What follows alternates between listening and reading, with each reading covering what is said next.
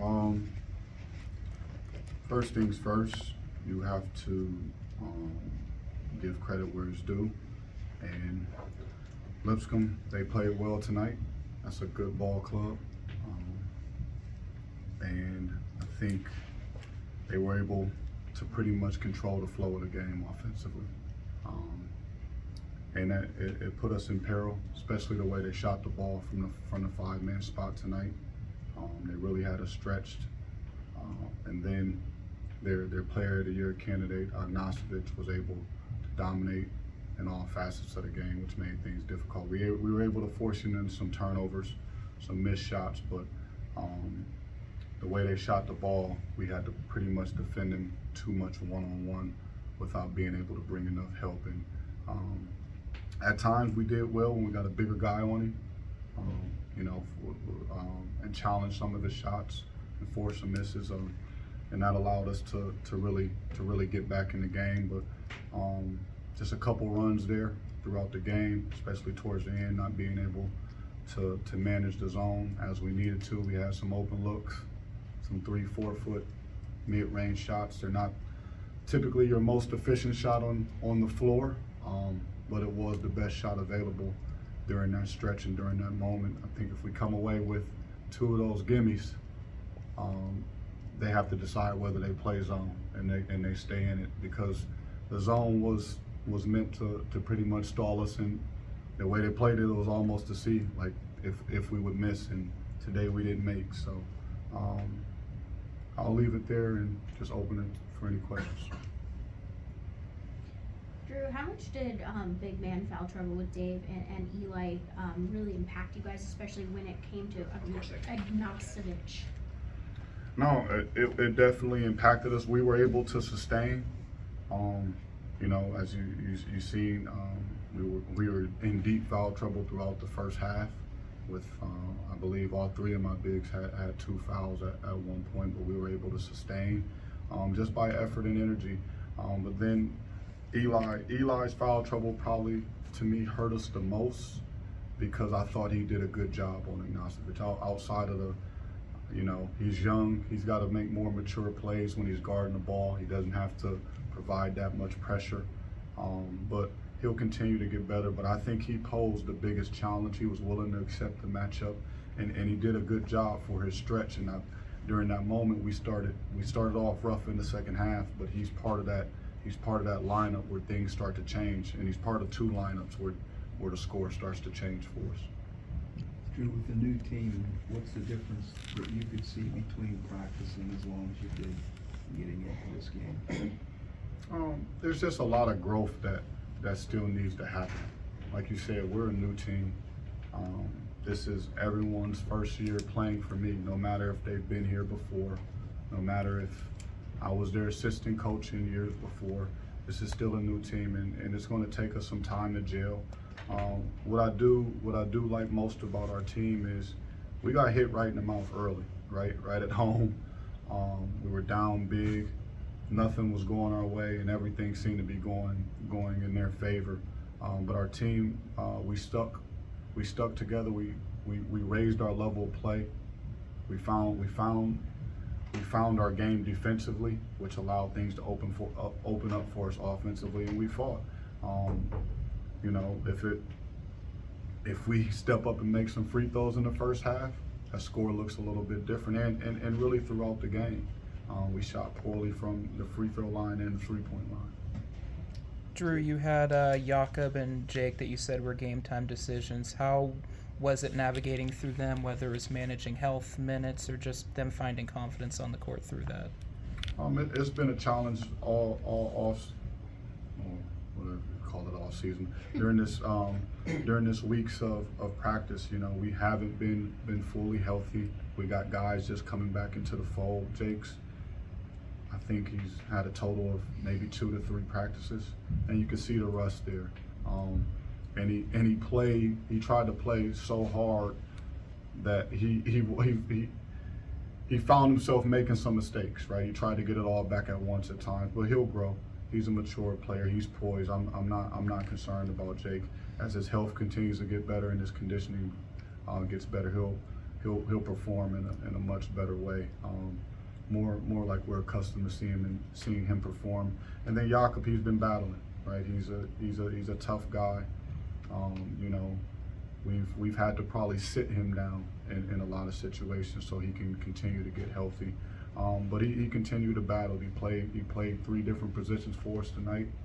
He took on some challenges, but you know, as a team, we got to continue to stay healthy. The challenge of that newness, is it augmented by playing a team like Lipscomb that has a lot of familiarity with its staff and its roster? And to that point, is it also the same case come up for you against Princeton on Friday with a lot of their familiar faces coming back? It's just part of the game. I'm not gonna make any excuses for it. Look, some teams have experience, some teams don't. We gotta line up and play. I don't think once the game is scheduled, it don't matter anymore, right? It don't matter. It don't matter if that coach got 35 years of experience or 5. It just doesn't matter. The same thing with the teams and the players. We got to line up and play basketball. We can't make excuses. We can't sit back and say, that was an experienced team. Now, I understand your question, right? It does help, right? It does help when you're together for your 2nd and 3rd year, absolutely. But we just got to continue to be ready to play. Coach, following up on that, offensively, as you make adjustments to how you want the offense played, including with anticipation, feel, and so forth, the play ahead, play, and so forth, describe that process, particularly with new guys coming in and perhaps some of the difficulties with that. Right, it takes some time. You know, as coaches, you have a feel of, or you're trying to gain a feel for who needs the ball in what positions. And as players, they're still trying to gain that trust and feel too. And that happens amongst each other, right? When they're on the court, do they understand where this guy's strengths are? Do they understand, okay, this is the time where he needs the ball to make this play? And it's a challenge, but we'll continue to grow. There were some points in the game where I thought we tried to overdo it. We tried to force a play and create a play that wasn't there.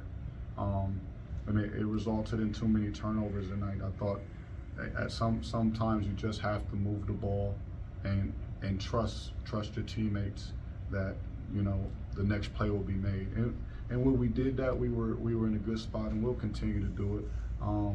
Like I said, I think the biggest stump and hurdle is we didn't perform well against the 2-3 zone.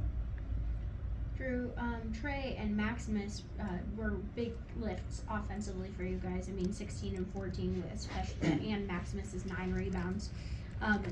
I know that you were expecting outputs like that of them, but were you content with what you saw offensively for them? You know, they're confident. They know how to score the ball. The challenge I'll continue to make to them, and they know, is just continue to make the best play. Continue to make the right play and the best play each and every time. You know, Max, terrific effort, but at the end of the day, you know, when we sit down and talk, he knows that, hey, I got to take better care of the basketball. Trey Dinkins, when we sit down and talk, hey, how do I get my teammates more involved in the game too as well? So, look, I think they did a good job, right? But they can be better.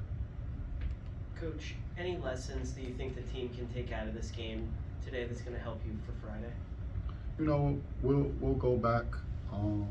We'll dive into the tape, right? I think that's important. You know, even when you talk to your group, we don't like to just shoot from the hip and be opinion based, right? I'm gonna go watch the evidence of everything. I'll watch it once, I'll watch it twice to make sure that we get the right lessons in, right? That we do learn the right things. Now, off the top of my head, we got to figure out, you know, how to be more successful with the zone, and we got to have better ball movement when it comes to the offensive end. At times, I thought the ball got stuck, and we got to continue to make the next play.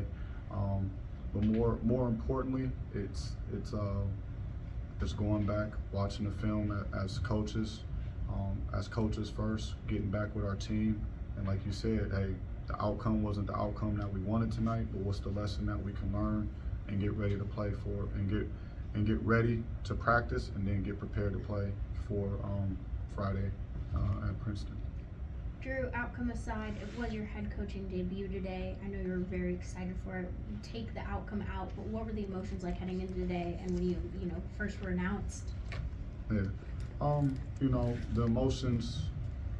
I just look forward to game time. Honestly, it took too long to get here. Honestly, I was like, man, this 8 o'clock game. What we doing here?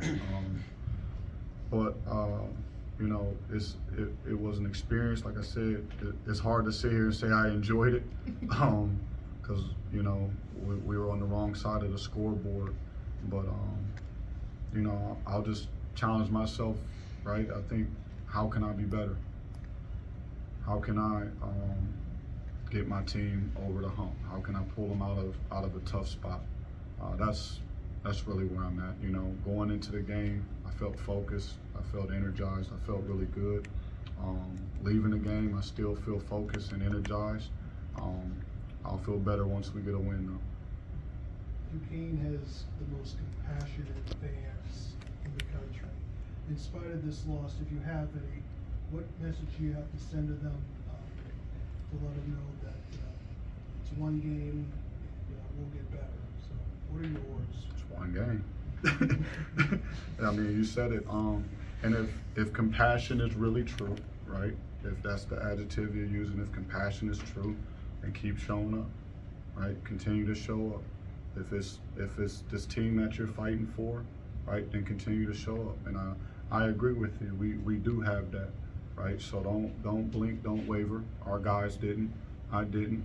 No matter the outcome, we'll be back.